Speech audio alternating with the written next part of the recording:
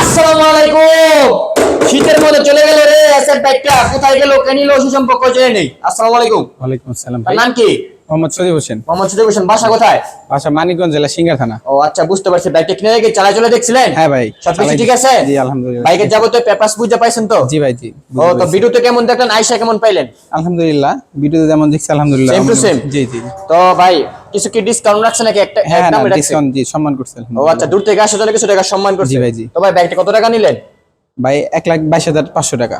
1,22,000 কত নিল? 1,22,000 তাছাড়া আবার ডবল ডিস্ক না ভাই? জি। ডবল ডিস্কের এসএফ বাংলাদেশে কোনো জায়গায় পাবেন না, ইতিহাসের পাতা রেকর্ড দাম। তো ভাইদের জন্য সকলে দোয়া করবেন, তিনি তার গন্তব্যস্থলে সুন্দরভাবে পৌঁছাতে পারে। আর আমাদের দোয়া করবেন আমরা যেন বাংলাদেশের মধ্যে সবচেয়ে কম প্রাইসে ভালো ভালো বাইক বিক্রি করতে পারি। আর আমাদের লোকেশন হচ্ছে নরসিংদী জেলা Madhabdi bus stand. Madhabdi bus stand নেমে 20 টাকা রিক্সা ভাড়া নেবে, বলেন যে শীতলাবাড়ি মোড় মিড টাওয়ার। মিড টাওয়ারের আন্ডারগ্রাউন্ড নিচে আমাদের সম্রাট বাইক গ্যালারি অবস্থিত। যারা যারা আমাদের ফেসবুক পেজটি ফলো দেন নাই, এখনই দ্রুত ফেসবুক পেজটি ফলো দেবেন, ইউটিউব চ্যানেলটি সাবস্ক্রাইব করে পাশে দেখুন। আল্লাহ।